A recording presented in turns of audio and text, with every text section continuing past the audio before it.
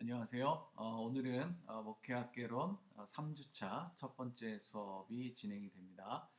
이번 주에 우리가 강의할 내용은 교회와 목회 사역의 이해가 되겠고요. 첫 번째 시간으로서 교회의 본질과 목회 사역에 대해서 함께 교과서를 중심으로 이야기를 나눠보도록 하겠습니다. 이제 계약을 하고 벌써 3주차 수업인데요.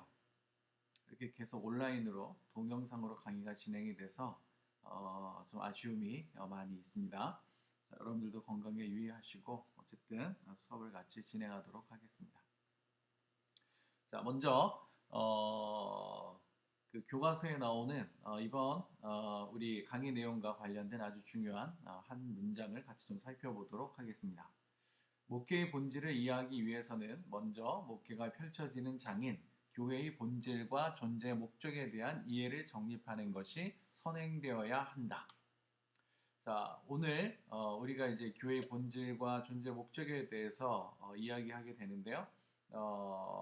우리가 목회를 이해하려면, 목회의 본질을 이해하려면 먼저 이런 것들을 알아야 된다. 이런 말씀이 되겠습니다.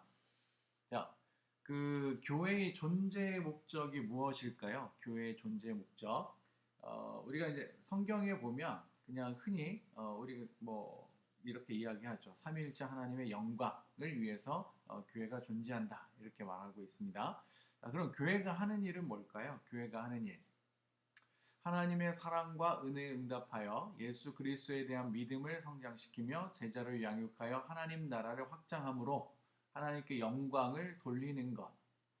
네, 뭐 위와 큰 차이는 없습니다.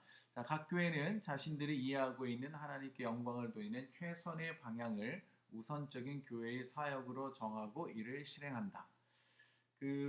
교회는 기본적으로 하나님의 영광을 위해서 존재하고 있습니다. 우리의 존재, 우리 개개인 신자들의 존재 목적과 동일하다고 볼 수 있고요. 특별히 이제 교회는 교회만의 전통이 있고 또 교회만의 해석이 있습니다. 그래서 모든 교회 공동체는 자기들만의 독특한 성경 해석과 그 다음에 전통을 가지게 되는데 그것에 따라서 하나님에 대한 이해도 달라지게 되고 또 그것에 따라서 하나님의 영광을 돌리는 것도 각자 다른 행습으로 나타날 가능성이 높아지게 됩니다. 그래서 우리 교회가 하는 일이 하나님의 영광을 위하는 길인데 우리는 어떤 방식으로 하나님께 영광을 돌리는지 우리 교회는 이런 것들을 한번쯤 생각해 볼 수 있지 않을까 싶습니다. 자, 그 다음에 정체성에 대한 이야기를 잠깐 하는데요. 자, 시대와 세대를 통해서 변하지 않는 교회의 정체성이 뭐냐? 그러니까 교회의 본질이 뭐냐? 이런 얘기라고 보시면 되겠습니다. 교회는 신자로 이루어진 유기체적인 예수 그리스도의 몸이다.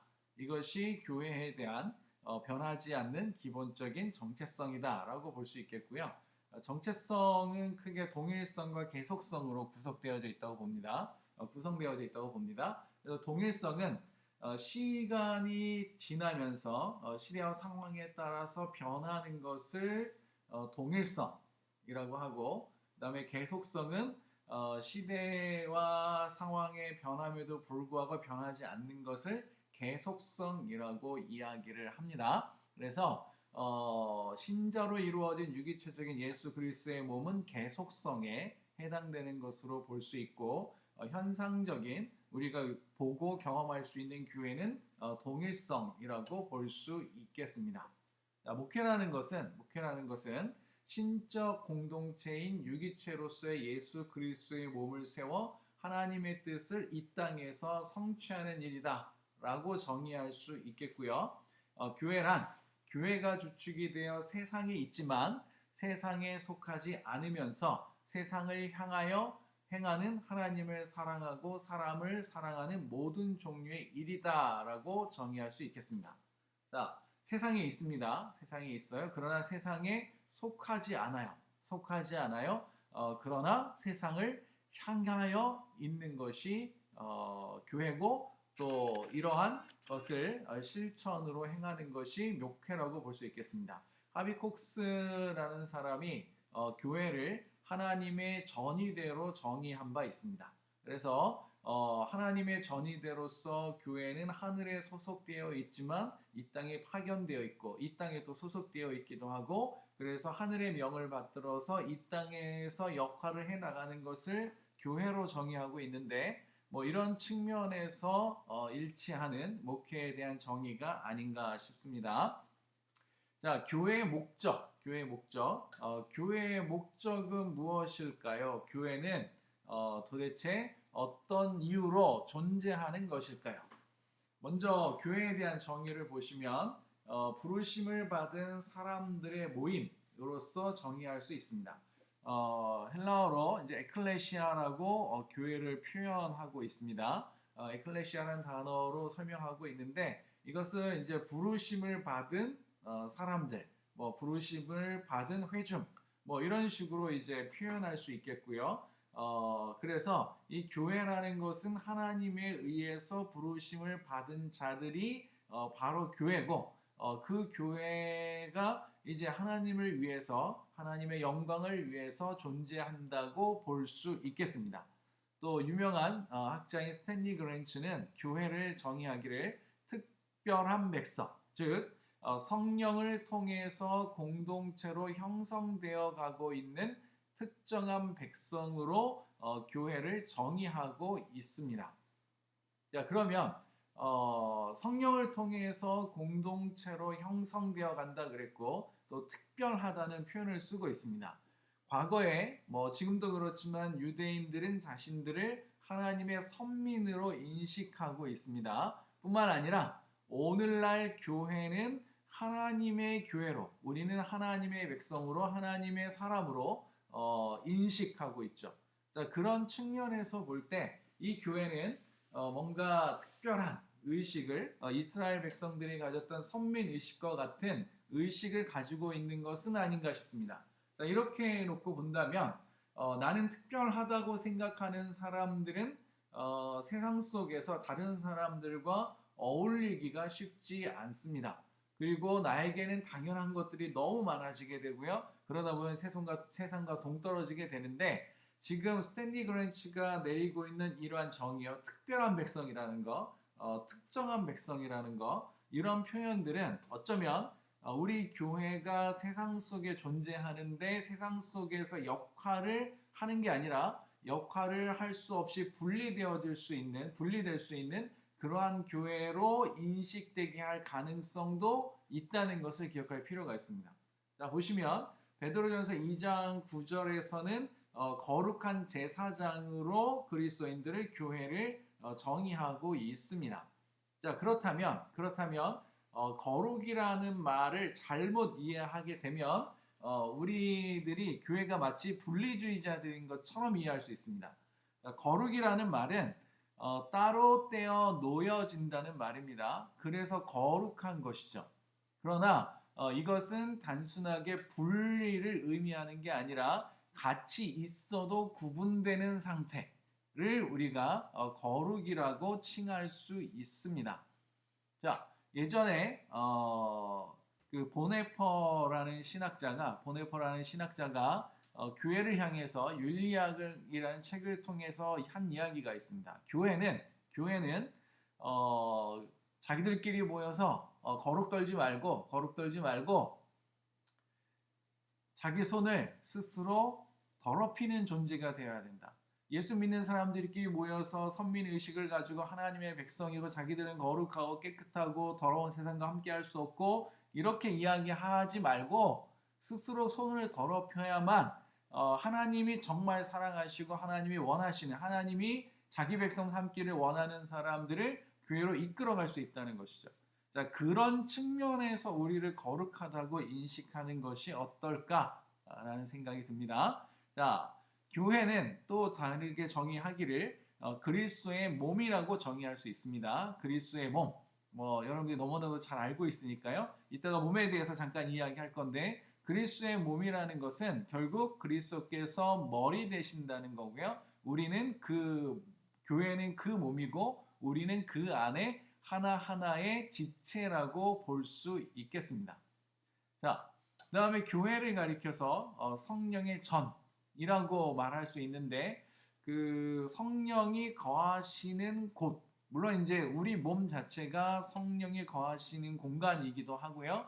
또 우리가 모여 있는 교회 역시 성령이 거하시는 공간이라고 할 수가 있겠는데 뭐 사람마다 어떻게 정의할지는 모르겠습니다. 어쨌든 교회라는 것은 기본적으로 사람들을 가리키는 예수 믿는 사람들을 가리키는 호칭이라고 일단 보는 것이 좋겠습니다. 자, 교회의 성질을 보도록 하겠는데요. 교화서에서는 책에서는 교회를 신적 공동체로서의 교회와 인간적 공동체로서의 교회 이렇게 두 가지로 구분하여 설명하고 있습니다. 본질상 신적 공동체로서 신적 선물인 동시에 인간적 공동체로서 인간적 활동의 두 가지 성격을 지니고 있다. 교회라는 건 하나가 아니고 하나의 소속이 아니라 양쪽에 소속돼 있는 아까 말씀드린 것처럼 하늘에도 소속돼 있고 땅에도 소속돼 있는 그리고 하나님의 영역이기도 하면서 인간의 영역이기도 한 것이 교회입니다. 하나님의 섭리가 있으면서 하나님의 통치가 있으면서 인간의 자발적인 참여가 있어야 하는 것이 교회라는 것이죠. 자, 신적 공동체로서의 교회를 보시면 예수 그리스도를 머리로 하는 예수 그리스도의 몸으로 정의할 수 있는데 교회는 몸은 머리가 모든 것을 지시하지 않습니다. 자, 예수님이 교회의 머리가 되신다는 이야기는 예수님이 우리의 모든 행동 하나하나에 관여하시고 명령하시고 우리는 그것을 따라야 되는 그런 시스템으로 이루어져 있지 않다는 거죠. 우리의 몸을 봐도 머리가 있지만 머리가 몸의 모든 것을 지시하지는 않습니다. 자, 걸어가라, 자, 손을 움직여라, 앞을 봐라 이렇게 일일이 말하지 않는다는 거죠. 우리 몸은 일종의 자율적인 시스템으로 되어져 있고 머리가 모든 것을 지시하지 않아도 우리 몸은 자율적으로 움직일 수 있습니다. 물론 머리가 우리를 이끌고 가야 하는 영역들이 있습니다. 그래서 많은 분들이 간혹 잘못 생각하시는 경우가 있는데요. 내가 생각하는 거, 말하는 거, 내가 먹는 거, 뭐 하여간 큰 것부터 사소한 모든 것까지 그리스도의 지시를 받아야 된다고 생각하는데 그렇지 않습니다. 하나님이 우리를 하나의 자율적인 존재로 만드셨고 우리가 스스로 무엇인가 할 수 있도록 내버려 두신 영역이 있고 우리가 의지적으로 하나님의 지시, 교회의 머리 대신 그리스도의 지시를 따라야 하는 부분이 있는 거죠. 자, 우리는 교회의 지체로서 우리에게 주어진 역할을 자율적으로 실천하면 됩니다. 매 순간순간마다 그분이 말씀하는 것이 아니고요. 이미 큰 틀 안에서 성경 안에서 하나님은 우리에게 이미 말씀하셨고 또 다양한 방법으로 우리에게 말씀하고 계시고 말씀되어져 있습니다. 그래서 우리는 우리에게 주어진 것을 자율적으로 실천하면 됩니다.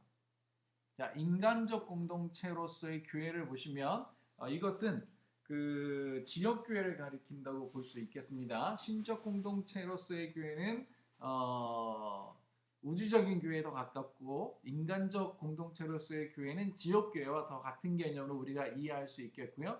특정 시기에 특정 지역에 있는 그리스도의 제자들로 이루어진 유기적 공동체다. 목회자는 이 교회의 두 가지 본질을 잘 이해해야 합니다. 우리가 교회가 신적 공동체라는 거 하나, 인간적 공동체라는 거 하나, 이것을 잘 이해해야 하고요. 우리 교회가 하나님 나라의 소속이자 지역사회의 소속이라는 것을 잊으시면 안 됩니다. 자, 우리는 하나님 나라 소속이야 라고 혼자 놀면 우리 결국 교회의 역할과 임무를 다할 수 없습니다. 반드시 기억해야 하는 것은 우리가 지역사회에도 소속되어 있다는 것이고 그래서 이 두 가지 소속을 이제 균형을 맞추면서 사역을 수행해야 됩니다. 어떤 교회는 지역사회의 소속으로서의 역할만을 강조하기도 하고 어떤 교회는 하나님 나라 소속으로서의 역할만을 강조하기도 합니다. 그러나 우리가 목회자로서 앞으로 살아간다는 것은 이 두 가지 영역의 균형을 이루는 것. 균형을 이루는 거, 이게 참으로 중요합니다. 이게 참으로 중요합니다. 자, 교회의 사역에 대해서 이제 좀 살펴보도록 하겠는데요. 교회의 목적이 목회 사역의 목적이기 때문에 교회의 사역이 목회 사역이라고 할 수 있습니다. 예수 그리스도의 몸으로서의 교회에 기초한 실천적 목회 사역의 성서적 가르침을 찾아본다면 에베소서 4장 11절에서 12절을 우리가 찾아볼 수 있습니다. 자, 읽어보면 그가 어떤 사람은 사도로, 어떤 사람은 선지자로, 어떤 사람은 복음 전하는 자로, 어떤 사람은 목사와 교사로 주셨으니 이는 성도를 온전하게 하여 봉사의 일을 하게 하며 그리스도의 몸을 세우려 하심이라. 교회는 결국 우리가 하는 목회는 성도를 온전하게 하여 봉사의 일을 하게 하는 것이 하나고, 또 하나는 결과적으로 그리스도의 몸을 세우는 것이 또 하나라고 볼 수 있겠습니다. 그리스도의 몸을 세우는 것은 우리의 목회를 통해서 자연스럽게 발생하는 결과물이 되어야 합니다.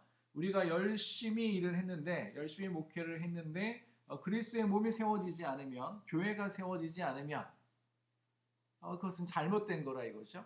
그럼 우리가 해야 되는 보다 구체적인 일이 뭐냐? 성도를 온전하게 하여 봉사의 일을 하게 하는 겁니다. 성도를 온전하게 하려면 누가 온전해야 될까요? 우리가 먼저 온전해야겠죠. 우리의 사고하는 것이나 우리의 행동하는 것이나 우리가 알고 있는 것, 이 모든 것들이 온전해야 하고, 그래서 그것을 통해서 성도들을 온전케 해야 됩니다. 미친 사람이 다른 사람을 정상으로 만들 수 없습니다. 잘못된 사고방식을 가진 사람이 다른 사람을 온전하게 만들 수 없습니다. 마찬가지로 성경을 알지 못하는 사람이 교인을 성서대로 살게 도울 수 없습니다. 하나님의 뜻을 모르는 사람이 성도들이 하나님의 뜻을 따라 살게 만들 수 없습니다. 어떤 사람은 사도고, 어떤 사람은 선지자고, 어떤 사람은 복음 전하는 자고, 어떤 사람은 목사와 교사입니다. 우리는 목사와 교사죠. 우리는 목자와 교사입니다. 그래서 양떼를 치는 사람으로서, 돌보는 사람으로서의 역할도 있고, 가르치는 사람으로서의 역할이 동시에 우리에게 주어져 있고, 이것이 바로 목회의 영역이라고 볼 수 있겠습니다. 글렌 힌슨이라는 사람은 목회를 예수 그리스도의 몸인 교회를 통한 세상 안에서, 그리고 세상을 향한 예수 그리스도의 사역으로 정의하고 있습니다. 네, 우리가 이미 살펴본 내용과 크게 다르지 않다고 볼 수 있겠습니다. 그래서 우리가 생각하는 목회가 무엇인지에 대해서 여러분들이 한번 생각을 해보시면 좋겠습니다. 이제 그 목회자 또는 이제 교회 사역자에 대해서 마지막으로 살펴보고 이제 이번 시간을 마치려고 합니다. 자, 목회라는 것이 우리가 앞에서 언급한 것처럼 예수 그리스도의 몸인 교회를 통한 세상 안에서, 그리고 세상을 향한 예수 그리스도의 사역이라고 정의한다면 목회자는 어떤 사람일까? 네. 결국 목회자도 교회 사역자라고 볼 수 있겠습니다. 목회자에 대한 정의를 보시면 교회 구성원이자 지도자이며 봉사자라고 정의할 수 있는데요. 일단 목회자는 교회 리더라는 건 분명합니다. 교회 리더십이라는 것은 변함이 없지만, 그러나 지도자 이전에 교회의 한 사람의 구성원이라는 것을 잊으시면 안 됩니다. 특히 침례교회는 목회자의 특별함보다는 목회자의 일반성을 더 강조하는 그러한 교단적 특성을 지니고 있습니다. 물론 이제 한국 침례교회가 처음 들어왔을 때와 그 다음에 남침례교회와의 연합을 통해서 변화된 모습에는 좀 차이가 있는 건 사실이지만, 목회자는 가장 우선적으로 신자입니다. 신자. 그냥 교회 구성원 중에 한 명이고, 교회 회원 중에 한 명이고, 신자인 거죠. 네, 여러 신자들 중에 한 사람인데 교회가 그 사람을 리더십으로 세우는 겁니다. 교회가 그 사람을 지도자로 세워주는 거죠. 그러면 그 사람이 목회자가 되는 겁니다. 교회의 대표가 되는 거고요. 그럼 왜 세웠을까요? 자기 마음대로 사람들을 주장하라고, 자기 마음대로 교회를 움직여 가라고 이렇게 세우지 않았습니다. 지도자로 세우고 그 사람을 봉사자라 칭하는 겁니다. 목회자는 교인들과 다른 교인들과 마찬가지로 봉사자입니다. 자, 우리가 봉사자, 그러니까 우리가 교회에서 이제 집사라고 칭하는 것을 천주교에서는 봉사자라고 칭하고 있습니다. 그러니까 목회자도 한 명의 교회 회원이고 한 명의 집사이고 한 명의 지도자라고 볼 수 있는 거죠. 다른 사람들과 달리 목사는 리더십으로서 지도자로서 봉사하는 사람입니다. 그러나 신자이어야 하는 거고 여전히 봉사자이어야 하는 거죠. 자, 이 직분을 잊어버리고 자기의 권한을 가지고 그것을 휘두르려고 한다면 그 사람은 목회자가 아니라고 보시면 됩니다. 목회자는 휘두르는 사람이 아니고요. 목회자는 교회 신자로서 한 명의 봉사자로서 다른 사람들과 구분되는 역할을 하는 사람이라고 기본적으로 여러분들이 이해를 하시면 되겠습니다. 자, 그럼에도 목회자가 교회의 대표라는 사실은 변함이 없고 이 영역이 바로 목회자가 해야 되는 중요한 봉사라고 보시면 됩니다. 다른 교인들이 할 수 있는 똑같은 일을 하는 봉사자가 아니고요. 좀 다른 일을 하는 봉사자다라고 보시면 되는데 일단 모본이 되어야 합니다. 모본이 되어야 합니다. 다른 사람들이 보고 배울 만한 사람이어야 한다는 거죠. 그리고 지도자됨을 통하여 교회를 자신이 이해하고 확신하는 본연의 사역으로 성도들을 동참시켜야 합니다. 자, 성도 각자가 하나님으로부터 지시를 받는 하나님의 백성들이기는 하지만 또한 교회라는 공동체 안에서 목회자를 중심으로 또 하나님의 지시를 따르고 하나님을 섬기는 사람들이기도 합니다. 네, 그런 측면에서 볼 때 지도자로서 목회자는 자신이 교회를 이해하고 있고 또 확신하고 있는 방향으로 성도들을 이끌어가야 되죠. 물론 이거야라고 그 목회자의 주장을 내세울 수는 없습니다. 끊임없이 자기가 가지고 있는 교회관을 확인할 필요가 있는 거고요. 그리고 그 상황과 그 시기에 적합한지에 대한 점검이 필요하고 또 교회 공동체의 합의가 필요하다는 것을 전제로 하는 겁니다. 자, 목회자, 교회 사역자, 목회 사역과 관련된 4가지 중요한 사항을 언급하도록 하겠습니다. 첫 번째는 목회자의 우선적 사역 및 기능과 역할. 그래서 목회자는 우선적으로 말씀의 선포와 가르침, 예배와 예전의 집전, 모든 행정의 감독과 주재, 어려움과 문제를 지닌 교인들의 돌봄. 이것이 목회자가 우선적으로 해야 하는 사역이라는 것을 기억하시면 되겠습니다. 그래서 다른 교인들과 다르게 다른 사람들보다는 이것에 더 초점을 두고 있는 이것이 목회자로서의 교회 봉사라고 볼 수 있겠습니다. 자, 두 번째, 목회 사역으로의 부르심, 소명에 대해서 보겠습니다. 자, 소명은 어떻게 그리고 누구에 의해 주어지는가, 어떻게 분별하는가의 문제라고 볼 수 있는데요. 교회는 시대를 초월해서 언제나 하나님의 일을 하는 사람에게 명확한 부르심의 자각과 확증을 요구했습니다. 그래서 목회자는 하나님의 부르심이 명확해야 하고 교회는 그것을 확인합니다. 그리고 확인된 사람을 목회자로 세우게 됩니다. 자, 목회 사역의 권위의 원천.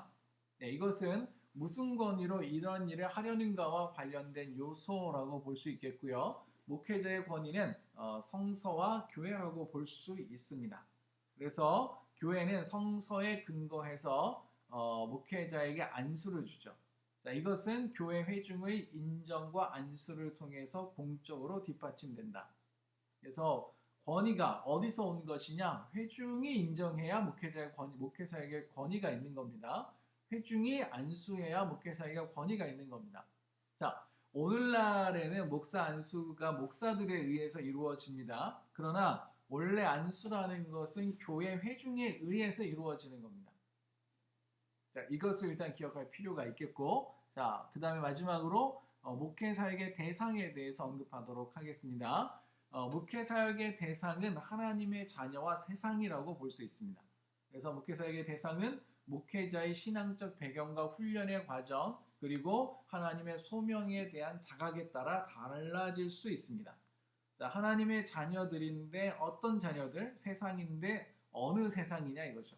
그래서 목회자로서는 목회 사역의 대상이 내가 어떤 배경과 훈련을 속에 있었는지에 따라서 달라질 수 있다. 또 소명에 따라서 어떤 사람은 뭐 일반 목회를 하실 수도 있고 어떤 사람은 뭐 장애인 목회를 하실 수 있는 거고 또 어떤 사람 우리나라에서 할 수 있는 거고 또 어떤 사람은 뭐 다른 나라에서 할 수도 있는 거고 각각 달라질 수 있겠다. 이렇게 볼 수 있겠습니다. 자, 이렇게 해서 오늘 목회학 3주차 첫 번째 강의를 마치도록 하겠습니다. 두 번째 강의에서 뵙겠습니다.